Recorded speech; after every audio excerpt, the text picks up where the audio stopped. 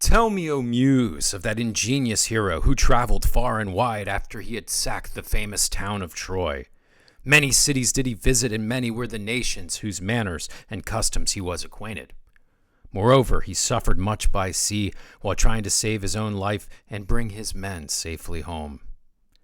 But do what he might, he could not have his men, for they perished through their own sheer folly in eating the cattle of the sun god Hyperion. So the god prevented them from ever reaching home. Tell me, too, about all these things, O daughter of Zeus, played by Zendaya. From whatever source you may know them. Was that the Emily Wilson translation? No? So? Guys, it's Christopher Nolan's Odyssey! Furman on Film is back, baby!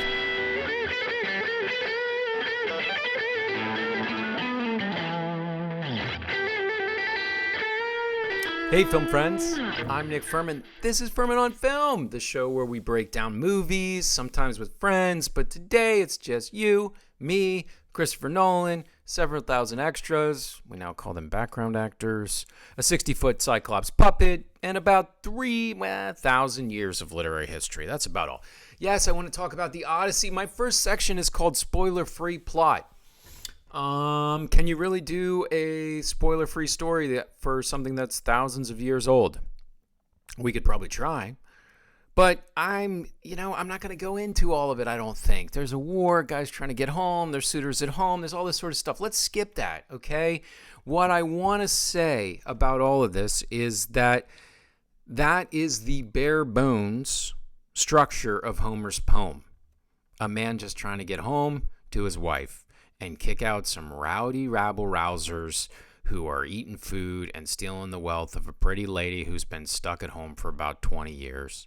And this man's journey through crazy encounters, gods getting pissed at him, Cyclops, enchantresses, Lastrygonian giants, Scylla, Charybdis, the Lotus Eaters, a little less Lotus Eater here. And that's the bare bones of the story. But what Nolan builds around these bones is something much more heavy, something much more psychologically modern, and in some ways, what I'm going to argue in the most interesting part of my presentation is that it's only very loosely connected to Homer's actual conception of Odysseus. But we're going to get into all that. So first, as a piece of cinematic spectacle, absolute cinema, this thing is absolutely enormous. And so you guys know me, you know how I usually would go is I would go into themes. And what I want to do, what I feel like I can uniquely give to you that many reviewers won't or can't. Ooh, that sounds kind of cocky. Yeah, let's back it up. So is an analysis, what I'm calling the Odyssey Nerd Corner, okay? I want to get there momentarily, because I think that's the crux of what we're actually dealing with here. But I want to say a couple things up front about the sheer spectacle and size of this. Because if you are one of the people who saw it in IMAX, or who saw it in 70 millimeter, or if you lived near one of the 41 theaters in this country that does IMAX and 70 millimeter, then this is the stuff that's going to stand out to you. If you are a regular moviegoer and you're like, what is this? Why is this making $1 billion? Why does this matter? Right? You've loved Nolan since Memento. Then this is the stuff I'm going to talk about first. But please, please, please stick around, because I believe very strongly that what Nolan is actually dealing with is A, a movie he's been making for ages and ages, and B, another ancient epic, much more than the Odyssey. The plot thickens. So that's a little tease. That took way too long. So let's talk about the spectacle first. Okay, guys. Holy crap. The physical production, as a physical production, the Odyssey is nearly overwhelming. There are thousands of actors, massive ships, coastlines filled with bodies, enormous sets. They really went and built this stuff. And it's creatures built at a scale where actors can actually stand behind them beside them and react to something tangible. I'm sure you've all seen the clips of Damon being like, hey, you're going to look over there at the, Nolan telling him you're going to look over here at the coastline and the ships will be there. And Nolan's like, yeah, or Matt Damon's like, yeah. So he looks over there and then there's actually ships. Like this is this thing. And there's been a discussion in film circles, maybe you've been privy to it, maybe you haven't, about, what is going on in this. Who is the proper antecedent of Christopher Nolan, right? Is it Michael Mann because he cribbed so heavily from Heat in The Dark Knight, flipped a truck, opening sequence, all that sort of stuff, but more often you get guys like Kubrick or Spielberg, right? Spielberg for the spectacle, the size, the grandeur, the blockbuster hit maker that he is for Universal, or Kubrick because I don't think the Kubrick thing works very well for lots of reasons. I just don't think he's dealing heavily with thematics the way that Kubrick is peeling apart, marriage, war, every societal institution and entity. And he's just far more prolific. There's not 7 years between movies. He just made Oppenheimer and the Odyssey in like nearly consecutive years. That's pretty remarkable. So what I'm going to argue based on this scale is that this dude's antecedents are much more like Cecil B. DeMille, John Ford, David Lean's Lawrence of Arabia. The size, scale, scope of these epics are much closer with like the Ten Commandments, Ben-Hur, Lawrence of Arabia, this kind of stuff. I cannot get over how impressive this is. And Nolan and cinematographer Hoyte van Hoytema, just what a name, right? Still winning the banner for greatest name. The parents looked at the last name, said, let's just take 5 letters from it. We'll make it his first name. You know what I mean? It's like way back in Cool Runnings, Dougie Doug. Remember that? Oh, man. Good times. Anyway, so they were a Jamaican bobsled team, guys. That's unreal. Okay. It's hot. Oh, John Candy? No, never mind. Okay. So they're using IMAX cameras, special technology to shoot things. They built blimps because they're so loud. They built mirroring effects so people could talk. It's just, everything is composed. It's amazing. And what I'm most blown away by is that the use of practical effects here are just astonishing. Polyphemus, the Cyclops, was created using a roughly 60-foot puppet, and then Bill Irwin helped kind of get naked, I guess, and hide behind some corners and bring the creature to life. Scylla, in a way too short scene, which we'll talk about, is realized through effective practical work. Like I said, ships are physically battered by waves. Sets are built. The Trojan Horse, it's a real thing. They stuck real dudes full of piss, vomit, and crap inside of it. And the Circe sequence, which to me is probably my favorite sequence in the whole film. Samantha Morton, please, let's think about this in terms of Oscar. The whole thing is achieved without digital effects. If you know what Circe did to the men of Odysseus, trust me, that is almost worth the price of admission alone. It's got the texture of a nightmare. So everything feels physical, grotesque, strangely intimate. The actors aren't simply, pinged with dots and mocap and reacting to tennis balls and green screens. This stuff is really going on. You're going to feel the difference. And Ludwig Göransson's score is also tremendous. It doesn't simply announce danger, doesn't make the action louder. The thrum of the bow scene, I'll remember it in my dreams forever. It frequently sounds like it's like an ancient ritual that's getting drug into the post-industrial age. It's just incredible. Voices, strings, metallic percussion, and these enormous low-end sounds. Like I said, he's just got this stuff, and then he finds a way to make the sea feel alive too. And Nolan, as we know, he has been obsessed with time since the beginning. Everybody knows that old clip of him explaining how Memento works and how it cuts back on itself and all that sort of stuff. And it's a really cool thing. The thing about the Odyssey is that it's born from an oral tradition. It's about people telling stories to other people. And so large portions of Homer's Odyssey involves Odysseus recounting his adventures after they've already happened. It's in the book, in the epic, it's to a group called the Phaeacians. In this story, it's much closer to his sort of lovelorn dialogues with Calypso on the island, and a Charlize Theron just, oh my God, like throwing, what's the kid from the Brewers? He's throwing way faster. She's throwing more heat than that guy's got. Anyway, so when Nolan is doing his time fuckery in this movie, it works because it's much more in keeping with how the actual tradition of the story was developed and told. He's leaning heavily into that structure, and here I think it works. So we cut between Odysseus and Calypso on the beach, between Telemachus and Menelaus speaking in Menelaus' kingdom, Penelope dealing with the suitors, and other counters recounting fragments of Odysseus' journey. We're piecing this sort of a mosaic together. And it can be like boom, boom, boom, boom, boom, but honestly, it's pretty coherent. So what's surprising is that this movie is very exposition heavy for something that has so much physical spectacle. When you thought the Odyssey was going to come to screen, you probably thought it was going to be like, you probably thought certain scenes were just going to be incredible visually. And we'll get to that more in a second, and they are. But what I think is what I'm trying to say in this instance is that I think he found the perfect epic that's best suited to his habit of having characters tell each other parts and piecing time together in a nonlinear fashion. So, okay, let's get to the goods. This is what I really want to talk about. You guys know I've talked about plot versus story a million times, right?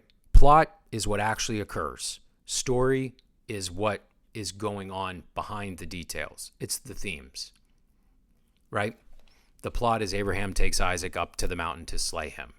The story is much more about trusting God, and I don't know why I pulled this one out. We're in ancient text. Let's just do it. And what that means about surrender, right? So what I'm going to argue is that on a plot level, skeletally, this is so much of Homer's Odyssey. But on a thematic level, it is nary the same. It is very, very, very different. Homer's Odysseus is not the tortured, guilt-ridden great man that we see in all of Nolan's movies. The Odysseus of Homer's poem is a trickster. He's an imp. He's funny. He lies constantly. He enjoys outsmarting people. He loves to get one up on people. He takes enormous pleasure in winning. And his hubris ultimately is the downfall of a lot of those around him. That is just there. I don't care if you're picking up Emily Wilson's translation or someone else's translation or whatever one I got right here. That's what's going on. And it's central to actually how they then get out of the cave with Polyphemus in the first place. That's all missing from this movie. I mean, the hubris of shooting the arrow at the end and pissing off Poseidon. We don't see Poseidon, but that's what shipwrecks the men. It's that stuff is there. But the dialogue of riddles, who are you? The Polyphemus talks. Did you know the Cyclops talks? And he says, I'm nobody. And that's how he gets out. That's all there. The point is that Odysseus is a deeply flawed dude. He's arrogant. His pride regularly makes things worse. And most importantly, he's not walking through Homer's poem wrestling with Christopher Nolan's style great man complex. So it's just not what the Odyssey is doing. Nolan's Odysseus, by contrast, is far more modernized, and many of you will think that's to its credit. And I'm not opposed to that reading of the film. He's much heavier emotionally. He's dealing with the men he's lost. He's dealing with the things he did during the war, the cost of war. He's dealing with the gulf between the heroic vision of war, most emblematic, which is represented most emblematically by the Trojan Horse, and the reality of what he actually helped unleash in the sacking of Troy. And this becomes much clearer, the most clearest in the end of the movie when he's at Penelope's feet and he's giving this really incredible monologue. My point is that none of that's in the book. What Nolan does is he takes the traditional thing, and I guess this does bother me, so I'll just say it. The Trojan Horse is not, it's not some PTSD totem. What it is one of the most brilliant military ploys in history. And so it's a brilliant act of military deception. It's one of the greatest strategies strategic victories in the history of myth, in the history of the world. The plan that allowed the Greeks to breach Troy and finally get inside the walls and win. But for Nolan, it's a source of trauma. The horse it's not just Odysseus' genius, it's the instrument to which he destroys a civilization. So my point is that the film is far more interested in the dehumanizing effects of war, moral responsibility, survivor's guilt, and honestly, another thing that this is important, is the question of whether you can build a worthwhile future civilization after participating in something horrific. So here's are you ready for the drum roll? That is really rich material. It's not the Odyssey. What that is, are you ready? Wait for it. What that is much, much more of this one right here. Can you see this little bookie? Yeah, this is Roman. It's Virgil's Aeneid. And that is what this story really is thematically. Again, Aeneas goes on all kinds of other adventures that we don't see in this movie. And it's curious to me why he didn't pick that movie. Maybe because the Odyssey is a little more well known for the plot beats of this, Calypso, Circe, all those people. But this is just much more Roman than Greek. It's much closer to the concerns of Virgil's Aeneid, which is a poem that's deeply invested in war, duty, sacrifice, moral cost, future bringing out of the ruins of the past. Again, that stuff is not in the Odyssey. It's just not. And so, in certain ways, this is absolutely the Odyssey. In other ways, it really isn't. And I feel okay about it ultimately because my friends talk me off the ledge. No, I'm just kidding. Because it's a hypermodern work with hypermodern themes. And so, in the Oppenheimer, and this is where I really want to get to, in Oppenheimer, when that happens, the scene of him sitting in the scene of Odysseus sitting at Penelope's feet, giving this incredible monologue about what he did and how the Trojan horse was really a violation of the Greek xenia, which is hospitality, which they say in this movie way too many effing times is Zeus's law. It's a form of the golden rule, but it's ultimately about hospitality, that you welcome people into your home as if it were a god themselves, himself, she, herself. Anyway, you get it. And so that xenia, that basically the Trojan horse is not a totem of brilliant war strategy a la Patton, but instead a totem of evil, of trickery, of deception that is in direct violation of Zeus's law. So my point is, here's my thesis. My point is that Oppenheimer just does that better. It just does that better than this movie. Oppenheimer is dealing with a great man. What do I do with the burden of my genius? The Trinity test. And he's standing at the microphone and they're cheering and it cuts and it goes silent in this incredible moment of sound design. And all we see is ashes and bodies a la Hiroshima and Nagasaki. And it's just amazing. That scene, that moment, hell, Nolan wrestling with his own genius, this obsessive question of the great man he cannot get away from, is recounted here in ways that are still effective. They're just not as good as Oppenheimer. And that's ultimately what is going to have me scoring it lower than that. I'm sorry if you're offended by that, but it's just how I feel. But ultimately, I think he's free to adapt it as he did. He adapted it into hypermodern concerns. His questions may be more relevant than the Odyssey's questions, right? What about war? What about PTSD? What about how we treat our neighbors? Those are all really important. And so he, in an effort to continue modernizing it, he largely secularizes this story. Most of Homer's gods are completely removed from the narrative, with Athena being the only exception. But Athena, played by Zendaya, she's not even necessarily maybe Athena. She's certainly not the god of wisdom and war and weaponry and all the things that she is in ancient Greece. She is essentially Odysseus' Jiminy Cricket. She's functioning as a moral conscience. The payoff of that scene in a later recall of the sacking of Troy, I think, is really effective. So how you feel about the secularizing of the narrative, the colloquial language, the fact that some people are bitching that the helmets didn't match. Like, I'm not a textual purist, even though I just spent all this time saying it's not the Odyssey. I'm mostly okay with that stuff. But I do feel,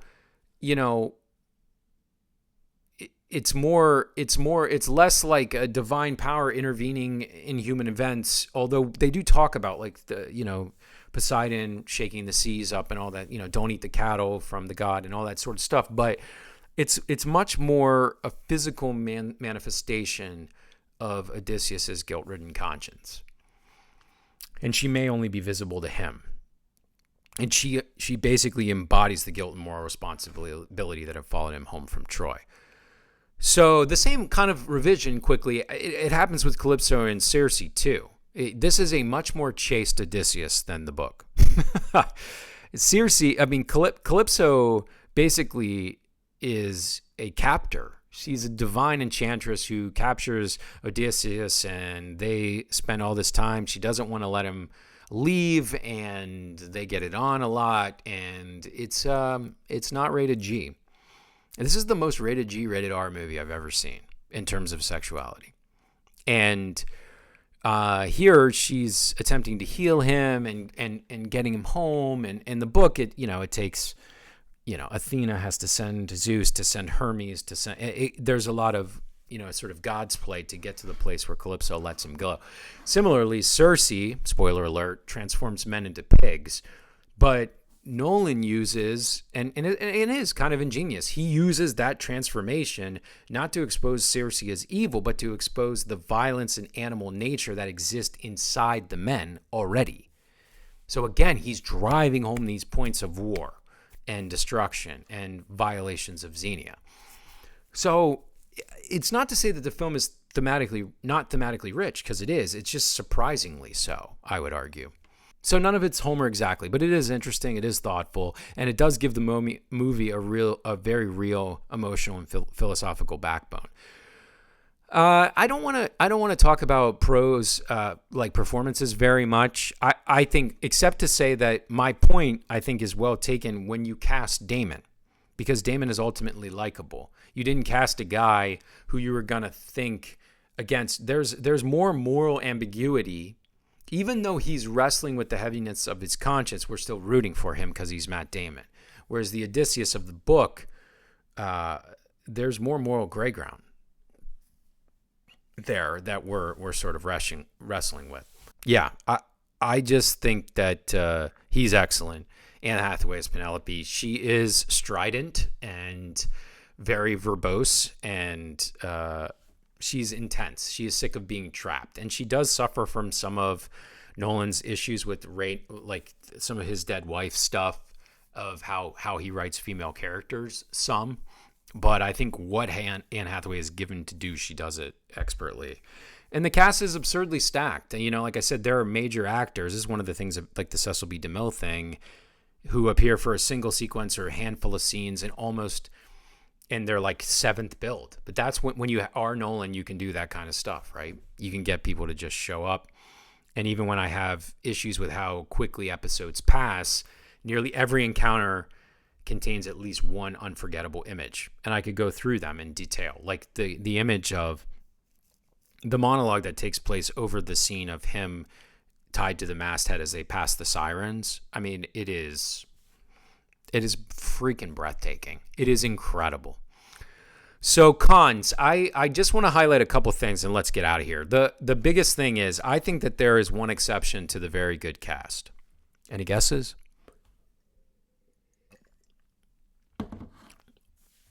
Tom Holland, Telemachus. I don't want to say that he's disastrous, because he's not. And I just watched him in Brand New Day, and he's an incredible Spider-Man. And he's jacked in that movie. No, like Holland is a great Spider-Man. He's less of a solid Telemachus. He's like somewhere around 2 clicks below meh for me. Okay, leaning toward poor. Are we getting it? Okay. Yeah, Telemachus is caught between boyhood and the expectation of defending his father's honor, keeping the home.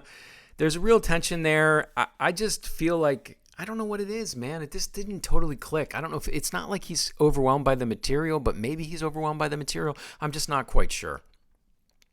I guess maybe his emotional choices feel kind of broad to me, which is crazy because as Spider-Man, he's so emotionally effective.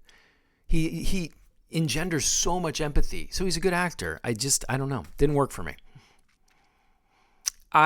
I think what I want to say that the larger problem with me of the film, this keeps it from being a 4.5 or a 5-star film for me, is structurally that the film spends so much time cutting between Ithaca and Odysseus's, gosh, that's really hard to say, Odysseus' journey in the first half, that it basically speed runs many of the adventures in the second act. And you're like, okay, Nick, who cares? Well, come on, dude. Imagine you're 13 or 14 and you read the Odyssey. Like, what are you thinking in your head? When Peter Jackson brought The Lord of the Rings to life, one of the reasons it was so incredible is that he took his time and he made 3-hour epics. And everything we thought in our heads about what the Shire and hobbits, what the Ents, what Saruman and all of those characters would look like, they came to life. And so when I read the Odyssey, I was like, oh my gosh, I can't wait to see Scylla. What would Charybdis look like on screen if Spielberg did it? I had those thoughts as a kid. I mean, I don't know if I could cleanly articulate them, but when I heard Nolan, I told my friends, you can ask my film friends, like I was so scared that he was going to jack this up. But I was excited in my heart of hearts because I was like, this is a guy who can tell this tale. So I was just imagining his versions of Polyphemus. I couldn't wait to see Circe and the pigs. The Lastrygonians, that scene is incredible. In the epic, the Lastrygonian scenes, they lose all but 2 of the ships, or maybe 1. There's 12 ships and they lose. That scene could have been incredible. The Charybdis, this crazy whirlpool. I wanted to spend time in those environments. I wanted each encounter to feel like its own short myth. And instead, several of them just pass by us. Whoo! They just fly past us. Meanwhile, we're watching friggin' Corey Hawkins and Robert Pattinson's be buttheads and be beta males in the hall. I get it. It's effective for the end of the story. I just wanted more Act 2. And you're like, wait, Nick, what, are you saying what I think you're saying? Yes, I am. I wanted this movie to be longer. I wanted this movie to be like 3 hours and 20 minutes. You're telling me like the epic of all epics, dude. Like, you're here, man. Do it. Do it up. I thought there were opportunities in Act 2. The Circe scene is so freaking good. Why couldn't it have just been 10 minutes longer? Part of it's the chasteness of it. After the men are turned back from pigs in the story, he spends a year just bow-chicka-wow-wowing with Circe on the island. This is what I'm saying. So this story is much more chaste. It's like Odysseus he's a serial monogamist in this story, and he can't wait to get back to his wife. Which it's Anne Hathaway, so it's hard to blame him. But yeah, so I do think that was my thing. The rapid pacing, it's really noticeable because so much of the surrounding movie is built around people describing events and reflecting on their meaning. Like I said earlier, it's so exposition heavy, and you're cost-cutting between so many conversations about the journey, then when we actually get to see the journey, you rush through it. And that just bothered me. That imbalance sticks out to me. Last thing I'll say, I don't think that Nolan, you might be shocked by this, but I do not think he's one of the best pure action directors working today. I think he's a great director. Oof. Do I think he's a great director? He's getting there if he's not. Who has made some great action sequences, okay? But those things are not exactly the same. So you're like, what are you talking about, Nick? Okay, let me lay it out for you. I want you to compare the staging of the action scenes in some of Nolan's films with something you would see from like James Cameron. Are you there? Are you there mentally?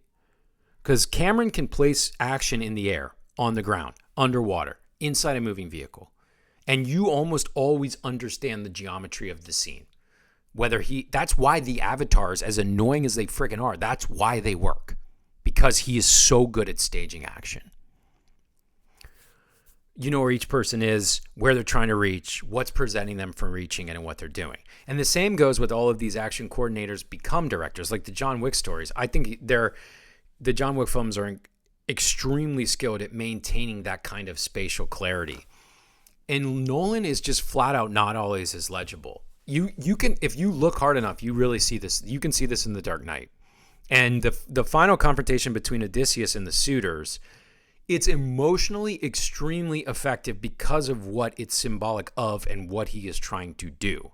But the physical action in that scene is so muddy that it's very hard to understand what's going on.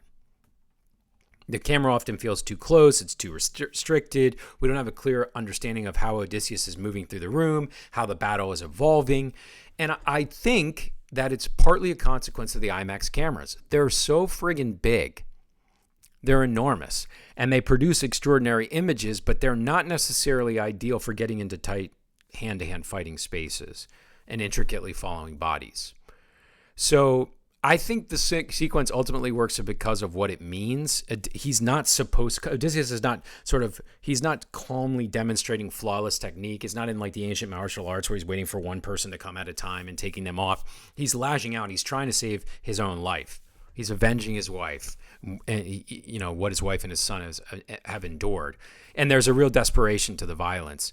It's so weird. I think you guys, I don't know if you remember Edward Zwick's The Last Samurai.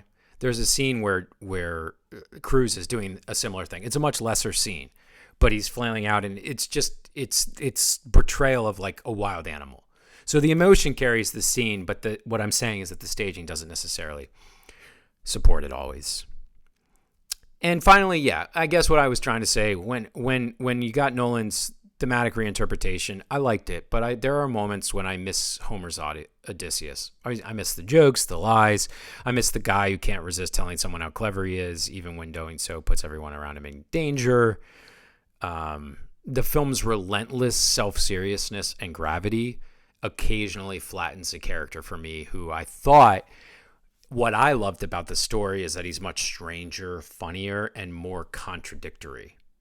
There's anti-hero stuff in him that's not as present in this movie. He's wrestling with the guilt, but like I said, there's never a moment in this film where we're not on his side. So, in conclusion, Christopher Nolan's The Odyssey, just a staggering act of cinematic ambition. Enormous, tactile, strange, intelligent, packed with images that feel genuinely mythic, and that's why I'm so glad he made this above all. Practical filmmaking at a scale that no one else is currently allowed to attempt, extraordinary score, tremendous lead, a cast that's willing, and it's also an adaptation that differs significantly from the spirit of its source. The plot's Homer, the guilt, the moral reckoning, the trauma of empire, and the burden of carrying the future out of a destroyed past, that is much more Virgil. I'd be curious if there's lit scholars out there, if they agree or disagree with what I'm saying. But I think Nolan earns that reinterpretation much more often than not. And even when I disagree with some of his choices, I simply cannot pretend that the result is anything less than remarkable. So my final score, my FOF rating is 4 out of 5 stars. This has been a long journey, guys, but trust me, this movie warranted a long discussion. I hope you just dig in head first and have lots of thoughts. I'm sure you have thoughts. I want to hear them all. Give me the comments. Do you think, Nick, you're crazy? Who cares? And yes, thank God he modernized it.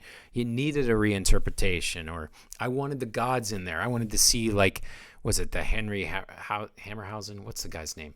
The old Jason and the Argonauts. Did you want that stuff? The ant people running around, or were you good with Athena, Jiminy, Cricket? I just love all your thoughts. I think the dialogue around this film, like most things on the internet, has grown sort of poisonous and sort of academic browbeating, but I'm very interested in the kernel of it, which is a tale that is so damn epic that thousands of years later, it is still carrying the day. And for that, I thank you, Christopher Nolan, Sir Christopher, for what you're doing, even if you can't get away from your own great man, because you're probably about to win consecutive directors and best pictures. I don't know. We'll see. I'm very excited for this dialogue. Very excited for your thoughts. Thank you guys so much for hanging out with me. Please don't forget to like, subscribe, share. You know the deal. I'm going to try and get on the mic a lot more than I have been. I apologize. Life has been crazy. But until next time, I'm Nick Furman. This is Furman on Film. Stay firm, my friends.